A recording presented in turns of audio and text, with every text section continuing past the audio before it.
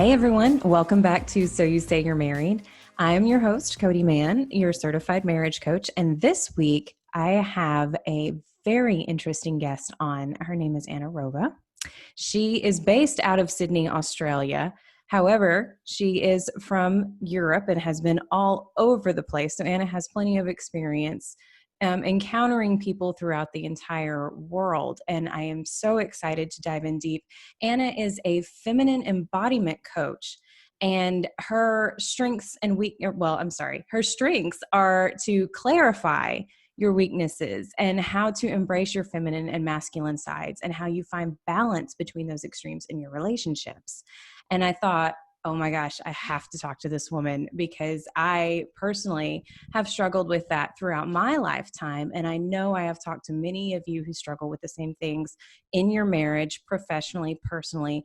And I know she's going to have plenty of advice to offer. So Anna, I am going to toss it over to you so you can embellish a little bit more about what you do. And then we're going to dive in on some questions and some perspectives from you.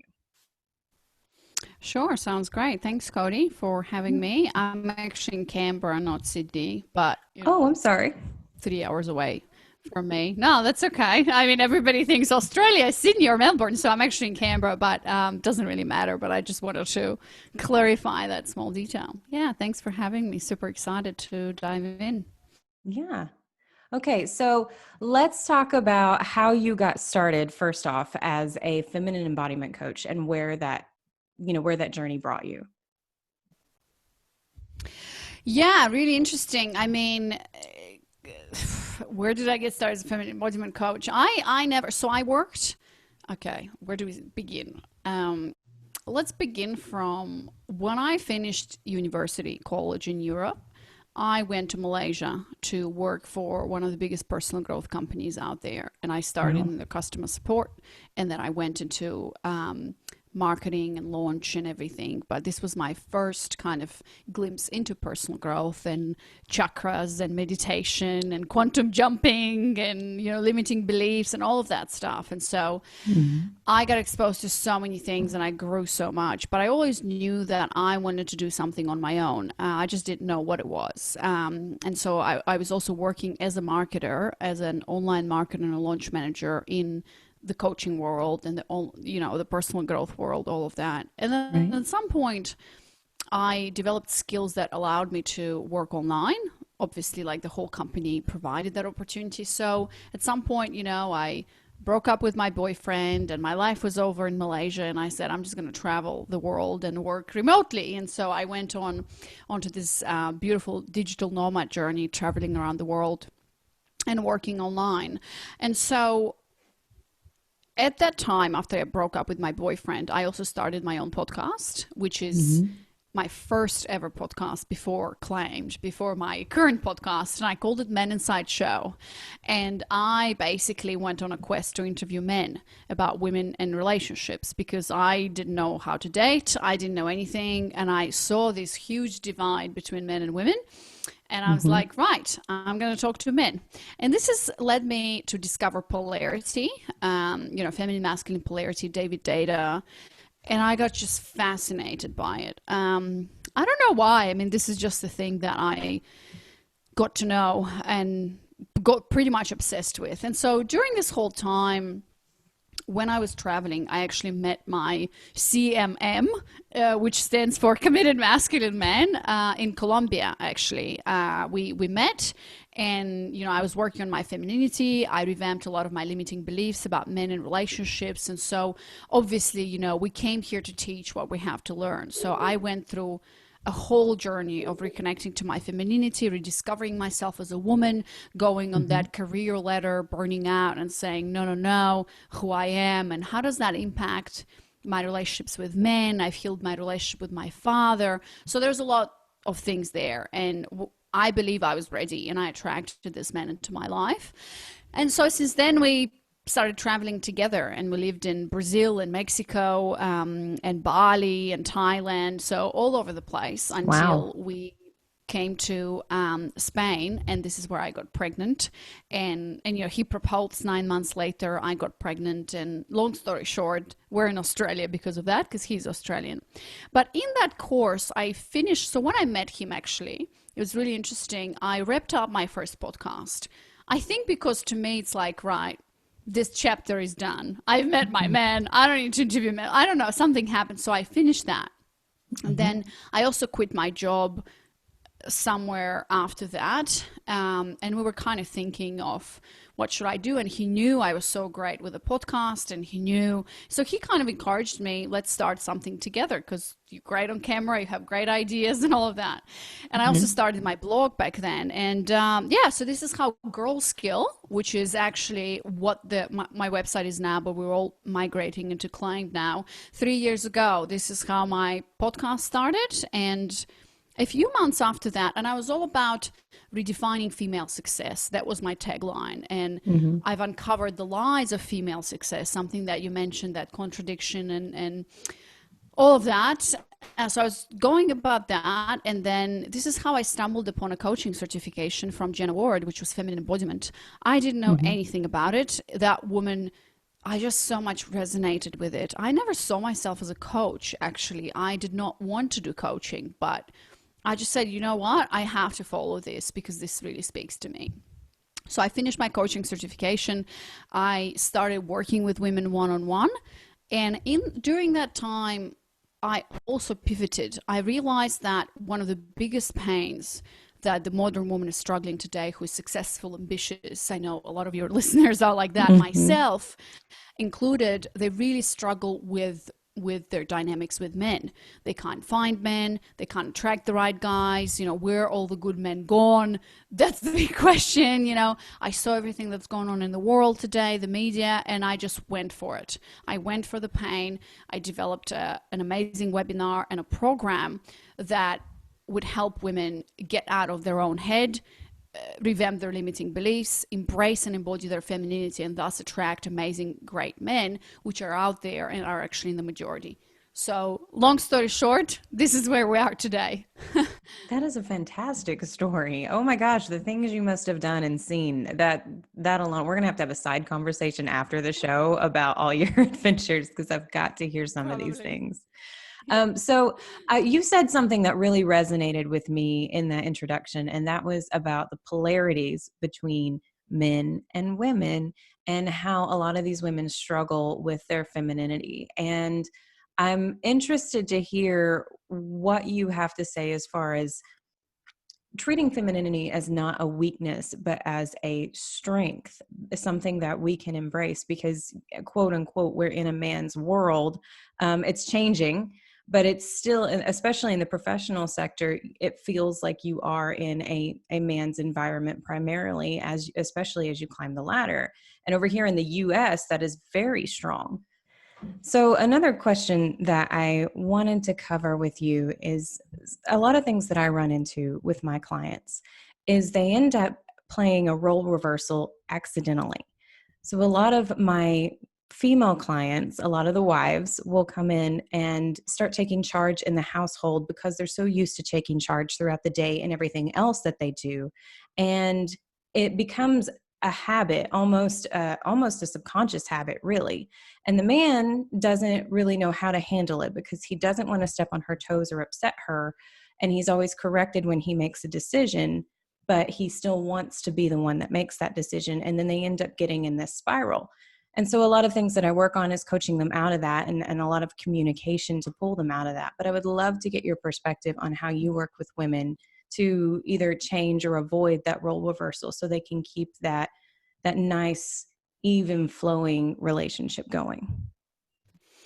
Yeah, that's a great question. And so many women obviously are struggling with. I also work with women who are in relationships or even marriages sometimes. And to me, the process of when you're single or whether you're in a relationship, the polarity dynamic between feminine and masculine is always at play. So pretty much the journey or the way we work together is exactly the same, which essentially means the more you lean back into your feminine, the more you give space to the man or the masculine to come forward and take that space, essentially. So when I work with women who are in relationships or in marriages, doesn't matter, and they come to me a lot of the times because that role is reversed a lot of the times, right? They are, the women are playing more in their masculine energy, which means they're taking a lot of decisions. They are, the primary, let's say, provider and protector, and they're tired, they're exhausted, they don't want to do it anymore. They lack respect for their men, and so on and so forth, right? So when we work together and they join my program, I tell them that two things are pretty much going to happen. Number one is when we work together, the polarity is going to reverse. So in a way, the more you step back and embody your feminine energy and really lean back, the more your man is going to step up and take that place. And so far, I can tell you that in all of the women that I work with who are in a relationship, that has happened. But there might be certain scenarios where, while you do this work and you give all the time that you can to the men that you're with, some men simply won't have that capacity or will not want to step up, get their butt off the couch and be the man in the relationship, play that protector provider role, And I love that you said these are just roles that we play, right? We choose to play them consciously because that's what makes us happy.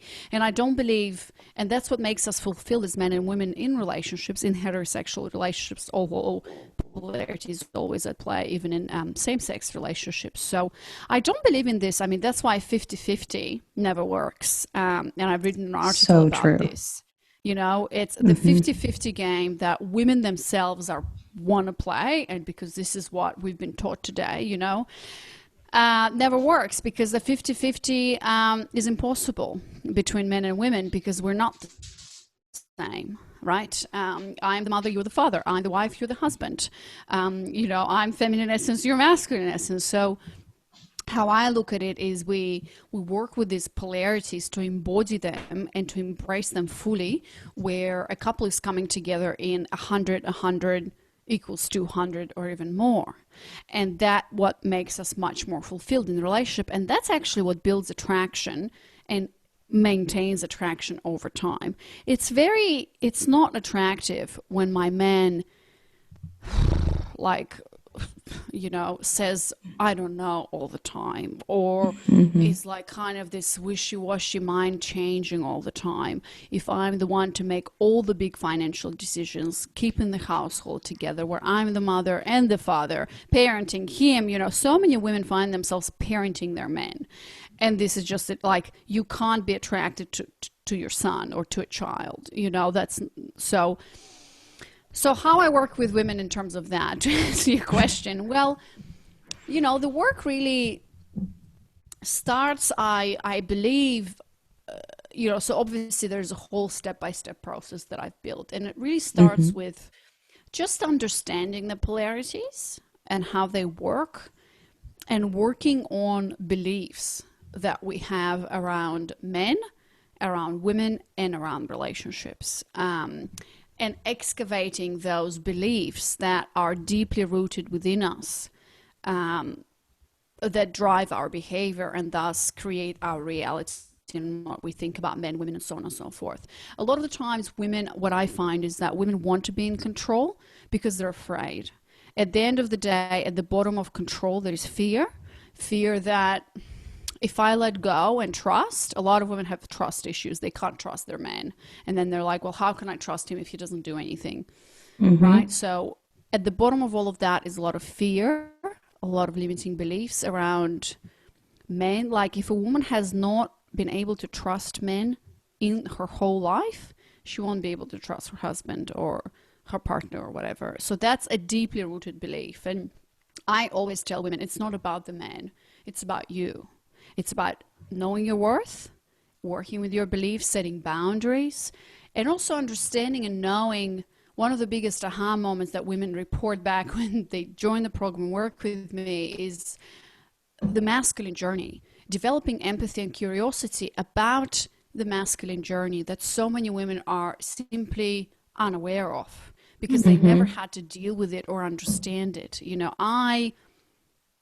I just had so many aha moments because I was interviewing men about relationships and women. And I've discovered that, oh my God, for most men, women are their biggest quest in their life. Like figuring out what does she want, since the moment men hit puberty is all they think about. How to get her number, how to get her in bed, how to date her, how to marry. Like it's all about her. And women don't understand that. That's why I'm not on board with this whole thing of like women are inferior. That's a lot of bullshit, because women are the center of men's attention all their life.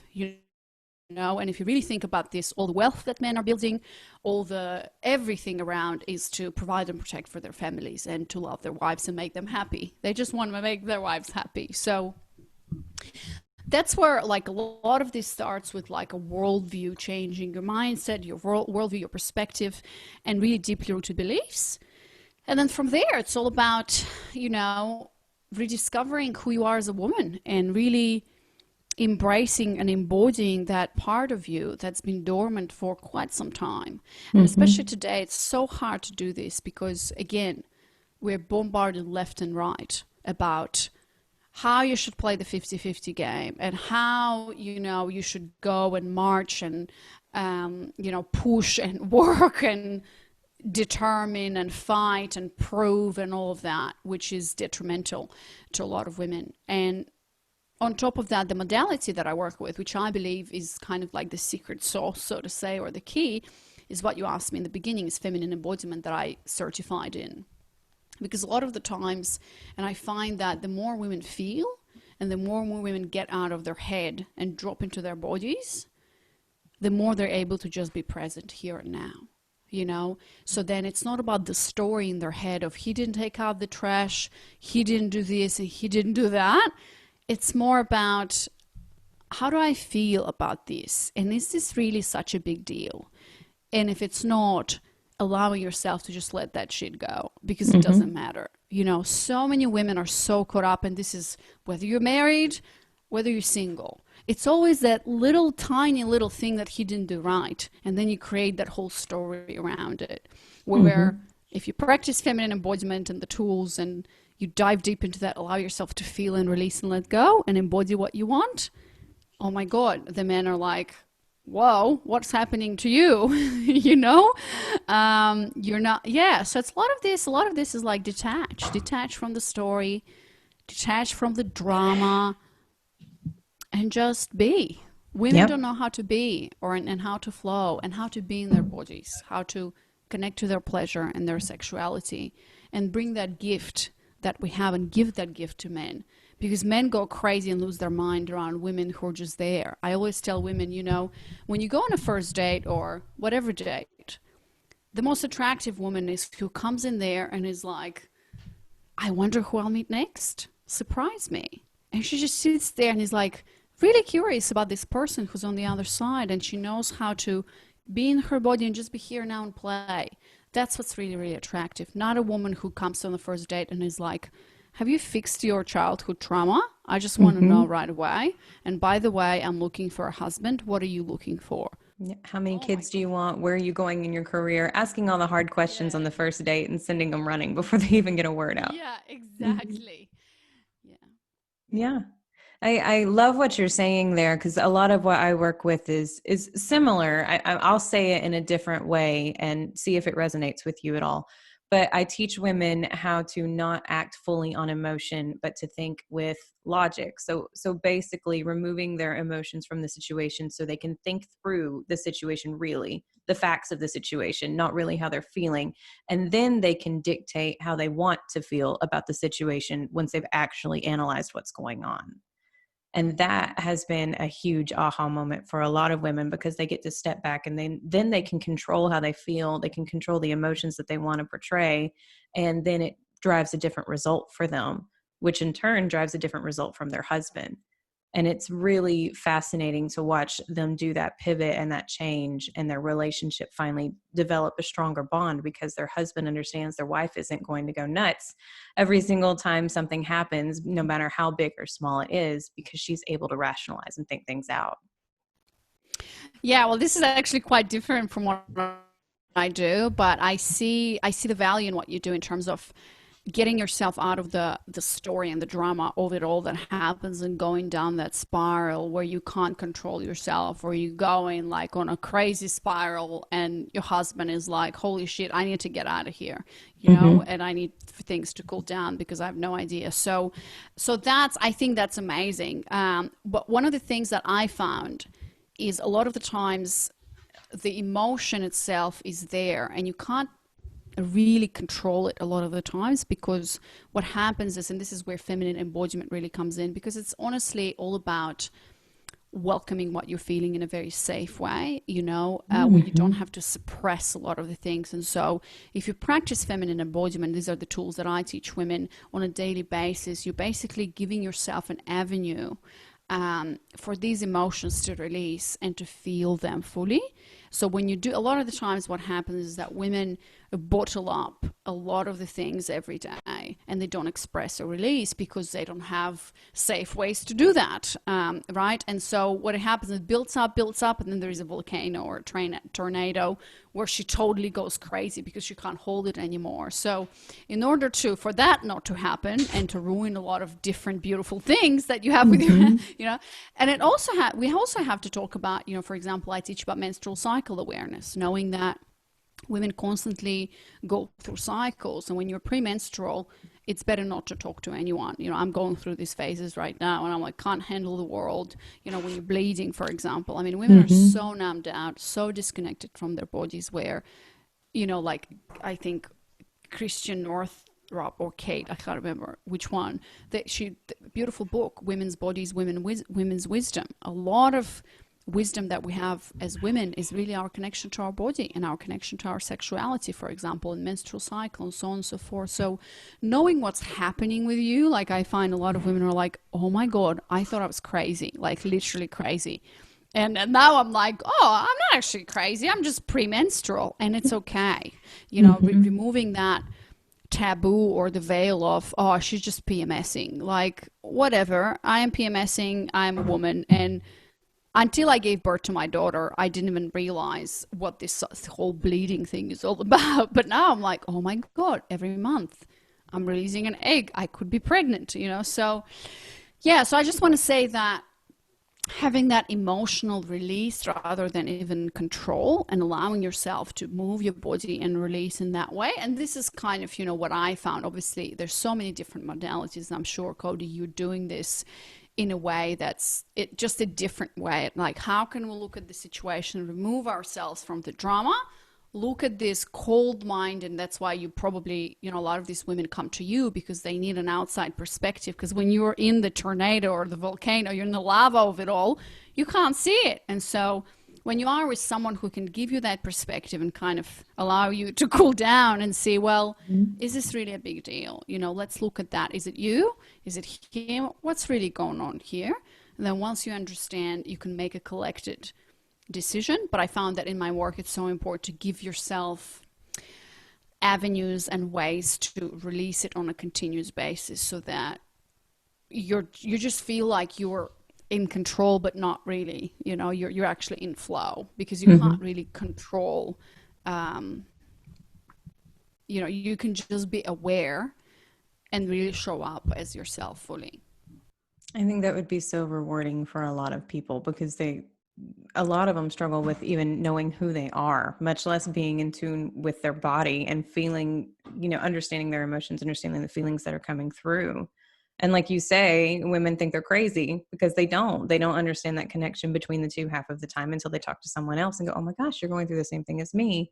And then they learn to express that and what to do with that. So that is what you're doing is extremely powerful for a lot of women. I know for a fact that a few of my clients would really benefit for something like that, because they don't understand the flow of their emotions, and half of the time they can rationalize things out, but they still don't know what to do with that energy after, or that feeling after, because it doesn't connect with the logic that came from, actually rationalizing a situation. So I know that that would be something very powerful that they would love to go through.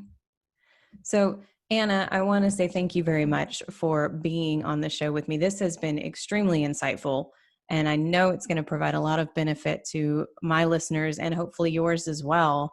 out there. So do me a favor and tell people exactly where they can find you if they want to work with you. Yeah, so the best place to start is actually watching my free webinar that I have. That webinar, like, women are telling me, have you bugged my apartment? How do you know what I'm going through exactly? So I put this together in a free training that basically explains, the training is called How to Attract Your Committed Masculine Men, but I talk about the three key shifts that women need to go through in order to either attract and keep, or just keep that polarity dynamic in their relationships. And I talk about the lie of female success and all of that. So that's at girlskill.com/webinar. You can, sign up for the webinar, watch the webinar. And then at the end of the webinar, if you resonate and you're willing to, invest in yourself and take things forward in a powerful way, then I invite all of the attendees, so to say, to a free discovery call, which I'm sure, Kodi, you do. And that discovery call is basically to see, what you're struggling with, and whether, what you're struggling with, what do you want, how can we help and support you, and whether what I do would be a great fit. And now I have a team who's helping me do these discovery calls, amazing women out there who are ready, and looking forward to speak with women every day about whether this is going to be a good fit or not, and just have a candid, powerful conversation, and then get you enrolled if you resonate. Wonderful. Now, if they want to find you on social media, where are you? Oh, it's just Anna Rova. So it's Instagram at Anna Rova. Okay. And that's ANNAROVA. Yeah. Correct. Okay, perfect. Well, Anna, thank you. Thank you very much for coming on. I know me personally, this has been insightful, and I cannot wait to hear the comments and the reviews that people say after this interview. So until the meantime, I wish you all the success with your business, and I look forward to speaking with you again very soon. Yeah, thanks so much, Kodi. This was a pleasure. I hope this was useful, and you're doing great work as well. So many women are struggling with their marriages, and in fact, a lot of women that I talk to, they're like, no, I need to work one-on-one with somebody who deals exactly with marriage stuff. So now I know someone to recommend to them. Yeah, please do. Please do. I will be happy to do that reciprocal recommendation as well. So in the meantime, guys, I hope you really enjoyed this episode, and until next time, bye.